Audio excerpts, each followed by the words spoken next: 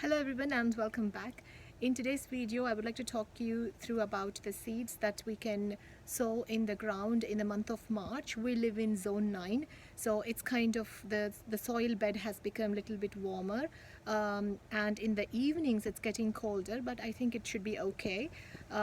So some of the seeds that I have picked up, they need transplanting, so I'm going to put them in the smaller pots, and then once the seedling starts to come up, then I'll transplant them after a few weeks.